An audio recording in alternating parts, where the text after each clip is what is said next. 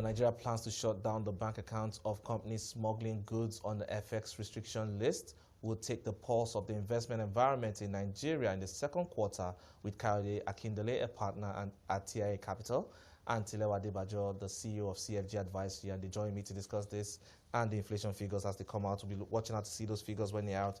But thank you so much for joining me on the show, sirs. I'll first start with looking at the second quarter. We saw the first quarter was more or less all about the elections, but in the second quarter, we've seen quite a number of things happen in this second quarter. We've had an inauguration, we had the president coming to power, we have a new National Assembly, we've had quite a series of issues around geopolitical tensions, around the world. We've seen what has been happening to oil prices.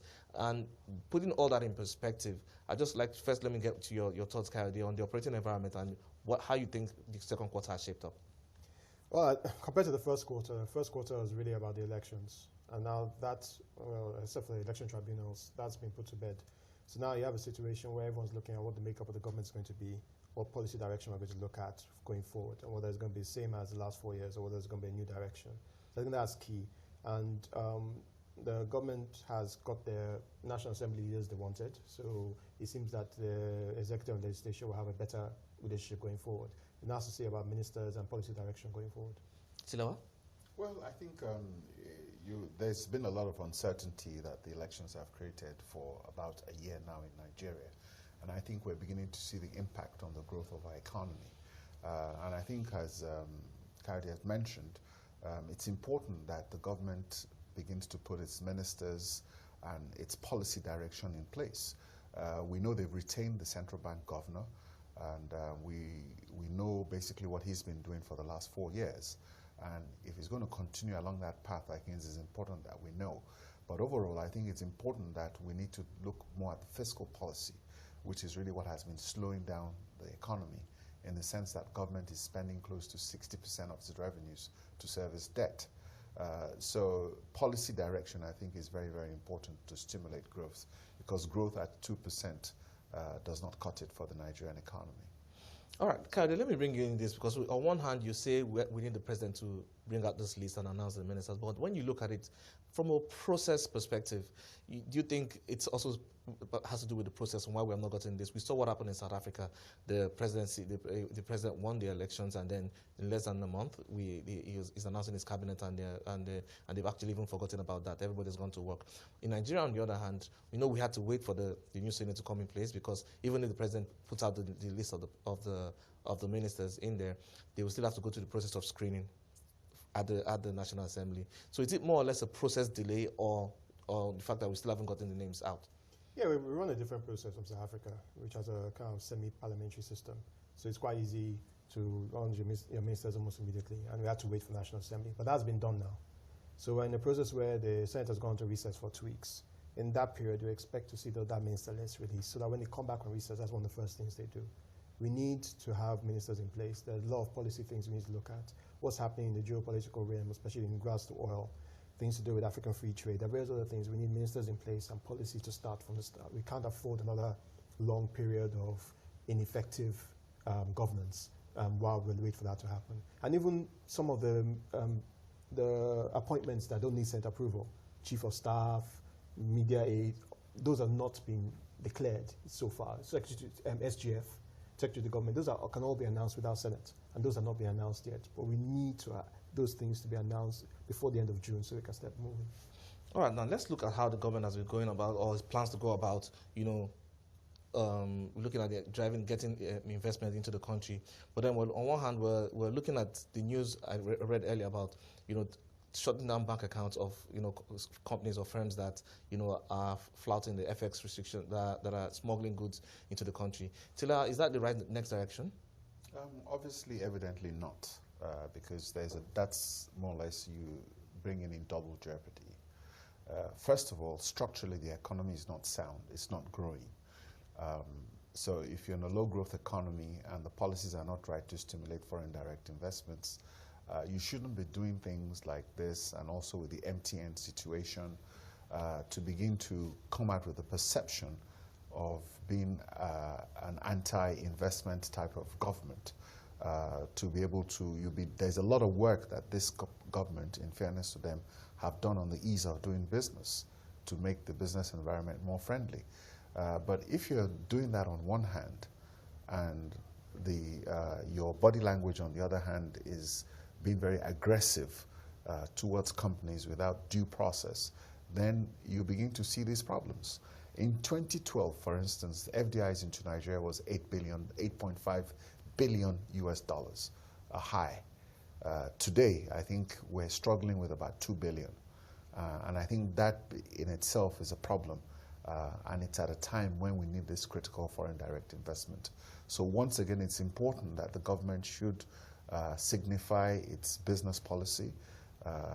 Kayode mentioned earlier about the Africa Free Trade Zone policies that we need to sign up on to show that as Nigeria we're taking the lead and we're interested in attracting foreign direct investments into the country. Portfolio side is also the same. A lot of the foreign portfolio investors have also left the Nigerian market. Kayode, do you share the same sentiments? To a degree. I think the first thing is that there needs to be an environment for all investment, both domestic and foreign. If Nigerians are not investing in their own economy, why will foreigners? So we need to address the situation that the economy as it stands for, and some of the stances of some of the regulators has made it inimical for investors, both local and foreign, to actually invest. And we need to address that from a wholesome point of view. I think secondly, we need to look at what sort of investment do we want in Nigeria. And I think that's where we have policy comes into line. We have to look at the right type of investment and the right type of investors. We've had so many situations where we have so-called investors coming in and it's not really the investment that we need. And I think we need to address that. I think Nigerian Export Promotion Council started tracking all these MOUs and trying to get the data to say, okay, you had an MOU signed, how you get from MOU to actual investment on the ground. I think that is a step in the right direction. But I also think the regulators, we don't want a Nigeria that's not regulated. We want the investors, but they have to through the regulation. And you have a situation where if people are not going against the regulators, it affects the sustainability of our economy and also the health of a lot of our people, and it's also for security reasons. And the regulators have to be more, I think regulators have been quite aggressive, but I think they also have to be more, have to work more together. You have a situation where there are 5 different tax inquiries by 5 different agencies. If it's a tax inquiry, work together, do it as one. If it's anti-competition, do it as one. And let's be more joined up. But I think, look, our regulators have to step up because for a long time, a lot of businesses are getting away without proper regulation. But it has to be done in a way that's sustainable and helps the economy. All right, Till, I want to go into the area of human capital.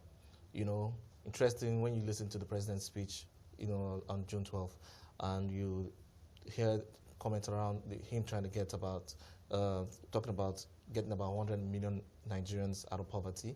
We're seeing what is happening with Nigerians, you know, and the brain drain that's happening with Nigerians leaving the shores of the country. In your view as an economist, and looking at this and how we position for the future, how best should we tackle this, getting 100 million Nigerians out of poverty, if that's possible at all?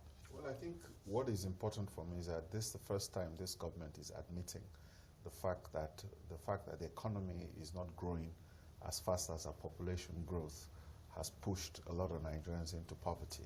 And I think the whole essence of Nigeria being the poverty capital of the world, I think that admission by the president, I think, is very important. So the question now is that what do we do about it? You need to grow your economy by 8% per annum. It's very simple. If you do that, then you're able to lift most of those people out of poverty. So it's a trade-off. If you're not growing your economy, then your people will be in poverty. If you're growing your economy at 8%, 9% per annum on a sustainable basis, then you lift all those people out of poverty. Then people can begin to make investments. You can begin to provide social infrastructure. You need to look at the university curriculum to make sure it's relevant to the future in terms of you're looking at e-commerce is dominating the world. You're looking at different need for education systems, and the children of the future are going to be doing something completely different. We need to make our educational curriculum relevant because one of the assets of this country, as you said, is the large human capital resource. And at the end of the day, we're exporting this capital resource. And it's the Nigerian diaspora abroad who are leaving this country that are remitting close to $25 billion a year back into this economy also. So it's the strength of our human capital that is actually still sustaining this economy, and we need to continue to develop it. All right, then. Just coming in now, we've seen the inflation figures are out. According to the National Bureau of Statistics, we're seeing May inflation coming in at 11.40% year on year from 11.37%. Kayode, looking at these figures, another uptick? Yeah, I think it's expected, which is a period where seasonally the food prices go up because of out of harvest prices. So it's expected. I think if you look at it from overall, we've used a situation where inflation has come down from about 18% down to this around around 11.5% odd over the last 2 or 3 years. I think we reached a plateau where from now on to actually drive inflation downwards, we need structural reforms. The inflation we have now, once you reach about 11%, is structural. And unless we have serious reforms in the economy, in regards to transportation, policy, and various other things, you're not going to get it down to single digits. Irrespective of what, and the very tight monetary policy you've done has got us this far. Now we have to move to fiscal, and then to get it down to single digits. And I think that is the clarion call to our policymakers. Tilewa? Yeah, I think I agree with him and 100% on that. And I think these are the challenges that the policy direction of this new government has to determine. The tight monetary policy is not helping growth, which is really what we need. And in addition to what he said, even if we're not getting it down to single digit, if you take a look at the inflationary figures, for instance, it's mostly what type of inflation do we have prominent in Nigeria? Is it demand pull or cost push? It's mostly cost push inflation.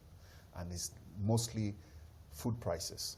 If you take a look at all the other levels of inflation, it's only food prices that is in double digits. Every other indicator, services, in terms of food, in terms of housing, tobacco, hotel, all those inflationary figures are all in single digit. Food price inflation is now about 13%, down from a high of 22. In the last 20 years, inflation has averaged in Nigeria just about 12.45%. So the average inflation in Nigeria anyway is 12.45%.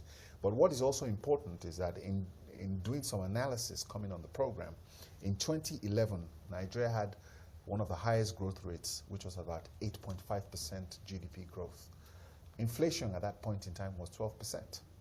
So the essence of the fact that inflation has, from the data available, the level of inflation that we have now should be able to sustain at least an 8% growth. We've done it before.